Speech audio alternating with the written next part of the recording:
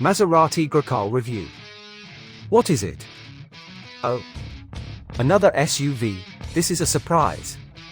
It's beginning to feel like the world has forgotten how to make anything but SUVs these days, but Maserati, even by its own admission, is actually fairly late to the game with this one. The Grecale is a mid-sized, luxury SUV that sits below the larger Levante.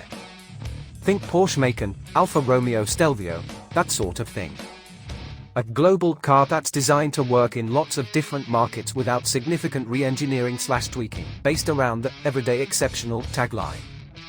The basics are that it's a 5-seat SUV, based on a stretched common Giorgio platform, with class-leading space, slightly confusing styling and lots of interesting colors.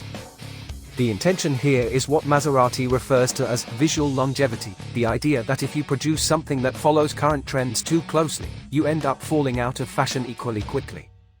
But what you get is a car that might well fail to grab enough attention in the first place. The idea works on the shapes and volumes of a supercar like the MC20, where the idea of a slightly conservative ultra-performance model definitely has a place, possibly not so much on a commonly sized SUV. Yes, it's got a whopping Maserati grille, cool Trident badges and triple portholes on the front wings, but strip those visual cues away and it's not the most striking of things. Maybe if it had arrived a few years earlier, but the game has many players now.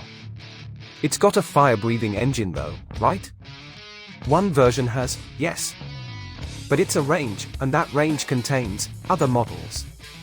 The Grecale comes in 3 distinct flavors: GT, Modena, and Trofeo. The 2 lower-order cars, GT and Modena, get a turbocharged 2.0-liter, 4-cylinder with a belt-driven 48-volt mild hybrid system called e-booster. Basically, where most hybrid systems use their excess or recovered energy to reduce consumption, the e-booster can also be used to essentially backfill the engine's torque curve before the turbocharger has a chance to get going. More responsiveness under load, and then reverting to more traditional mild hybrid eco-consciousness when just cruising.